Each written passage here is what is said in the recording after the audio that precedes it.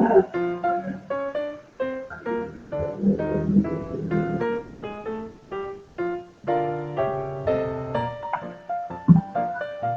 morning, class. It's English time again. Welcome to Teacher John's virtual classroom, grade 8. With the tagline with Teacher John, learning is fun. Okay, for today we are going to discuss another topic which is nouns or noun. Okay, but before we proceed to our discussion, let us have the following objectives or the learning objectives that we need to meet at the end of the session. Okay, so at the end of the session, the students must be able to first recall concepts on nouns. Second is select appropriate nouns in completing sentences, and last is compose sentences observing rules in using nouns. Now that we are already familiar with learning objectives, let us proceed or head on to our discussion. Okay, so when we say nouns, nouns are words that name persons, places, things, animals, and ideas. Again, when we say noun or nouns, these are words that name persons, places, things, animals, and even ideas. Now that we are familiar with what noun is or what nouns are, we have different types of nouns. Okay? So namely, we have, first is concrete nouns. When we speak of concrete nouns, these nouns are tangible, meaning we can touch them and can be recognized by any senses. Like for example, we can feel them, we can taste them, we can hear them. What else? We can touch it and the like. For example, we have bag. Definitely we can touch a bag, right? What else? We can see a bag. What else? Next example is table. Table is an example of a concrete noun. What else? Sun. Definitely we cannot touch sun because it's too it's too hot and it's too far from us, right? But we can feel the warmth of the sun, right? And last is jeepney, okay? So now that we're done with the first type of noun, which is concrete nouns, let us have the next type, which is abstract nouns. Okay? When we say abstract nouns, these nouns represent intangible ideas, quality, or characteristics. So it's the opposite of concrete nouns. When we say abstract nouns, we cannot touch them because those are ideas, quality, or characteristics. For example, sadness. Definitely, we cannot what? See or touch sadness, but we can feel it, right? Next is intelligence. Okay? So, we cannot what? We cannot see or we cannot uh, feel intelligence because it's intangible. Okay? That's just an idea. Okay? Next is education and satisfaction. So again, these are ideas that are intangible or we cannot touch them. Okay? So, is that understood? Alright.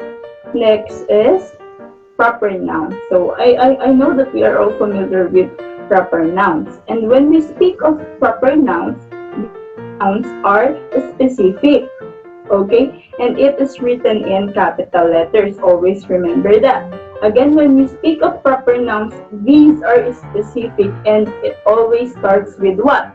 A capital letter. Like for example, Jose Rizal. Jose Rizal is a proper noun. Why? Because it is a specific name of a person. As you can see, the name Jose Rizal, the first letter is written in a capital letter, right?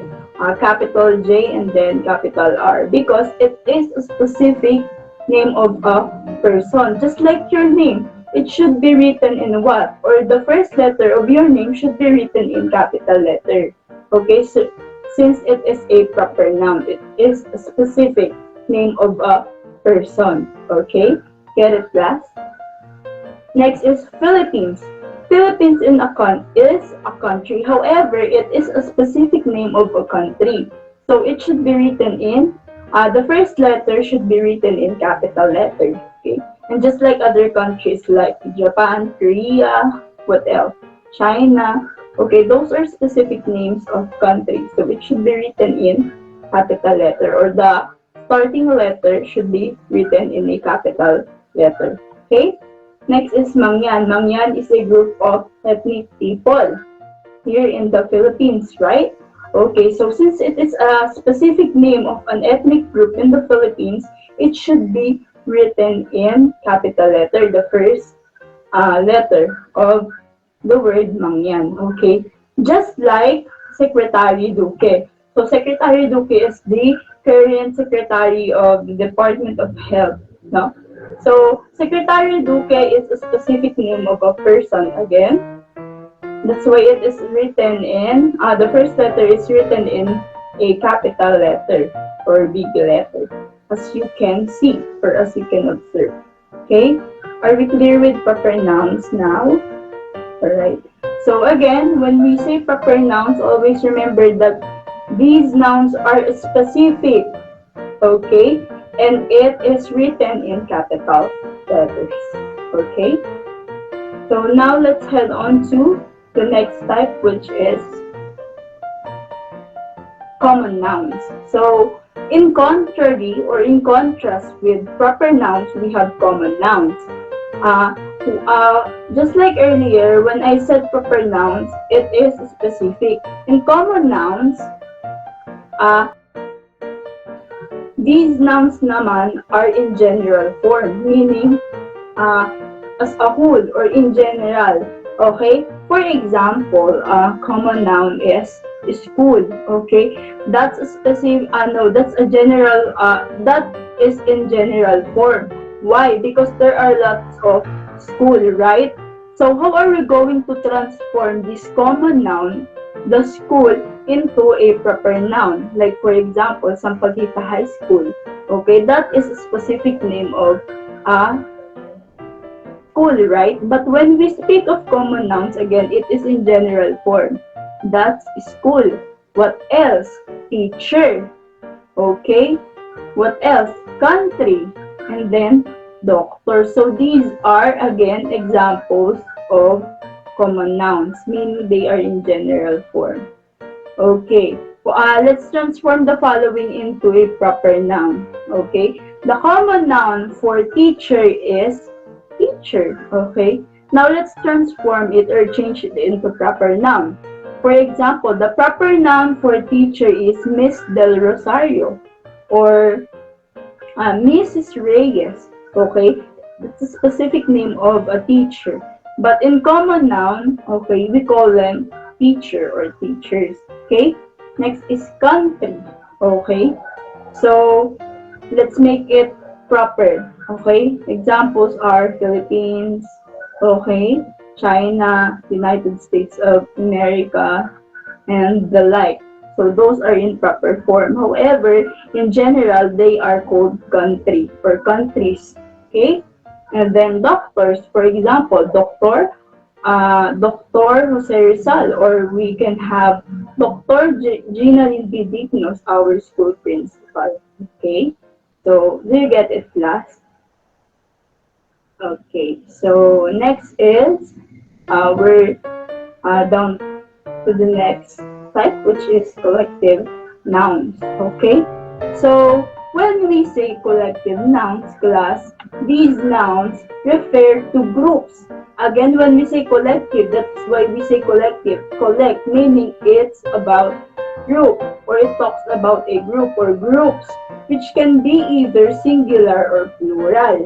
Again, when we say collective nouns, these are group or groups that can either be singular or plural. Okay? For example, family. Family is what? A group of people, right? The smallest unit of the society. Okay? family. What else are examples of collective nouns? We have council, committee, and then colony.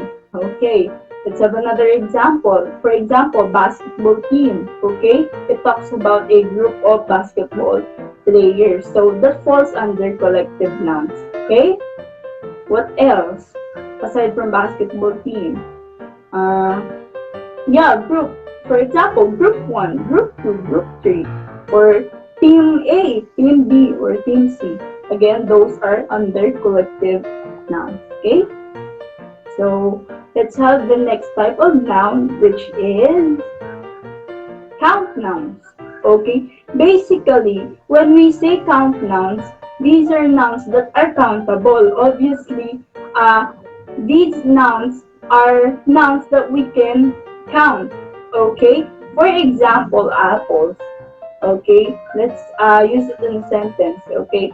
I I see 5 apples inside the basket. Okay, so that's countable because you can count the apples inside the basket. What else? Pillows. There are 3 pillows on the bed. Okay, you can count it. No? And then next, fan. Okay, or any objects or animals or people that you can count. Those are count nouns. Another example is bottles. Okay, there are 6 bottles inside the sack. Okay, so we can count the bottles. No, so that falls under count nouns. Again, when we say count nouns, these are nouns that are countable, meaning we can count them. We can use we can uh, count them easily, like 1, 2, 3, 4, 5, and so on and so forth. Okay, and then on the other hand, we have the next type of noun, which is mass nouns. Okay, it is in contrary or in contrast with what we have discussed earlier, which is count nouns. So, no, when we say mass nouns, these nouns are non-countable, meaning we cannot count them. Just simple as that. We cannot count them. For example, sugar. Okay, grain, sugar, salt, pepper, flour, grains of rice. We cannot count them. So they are called mass nouns. As simple as that. Another example is our hair. No, we can count them. So again, when we say mass nouns, these are nouns that are non-countable or we can't count them. Okay, as simple as that. We get it? Okay, so now let's wrap up our discussion. Okay, let's reflect.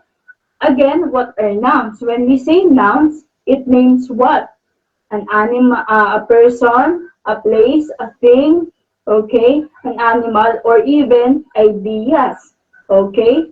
Next, what are the types of nouns? We have how many? Okay, let's go back. We have how many types of nouns? We have first is concrete nouns. Again, when we say concrete nouns, these are tangible, okay, and can be recognized by any senses. The second type is abstract nouns, meaning we cannot touch them or it is intangible. And these are merely ideas, quality, or characteristics. Okay? The third type is proper nouns. And when we say proper nouns, again, these are specific and it is written in capital letters. Okay? And then the fourth one is common nouns. In contrary with proper nouns, it is in general form. Okay? Next is, the fifth one is the collective nouns. Again, when we say collective nouns, the keyword is group or groups, which can either be singular or plural. Okay, you get it? And then the sixth type of noun that we have discussed earlier is count noun or count nouns. Okay, again, these are countable or we can count them. Okay, and then the last noun that we have is mass nouns or mass nouns. Okay, So again, when we say mass nouns, we cannot count them or they are non-countable. Okay? So that's it for this discussion. I hope that you have learned something new and you will apply it in your daily living. Okay? So once again, this has been Miss John Maris Del Rosario, and always remember that with Teacher John, learning is fun.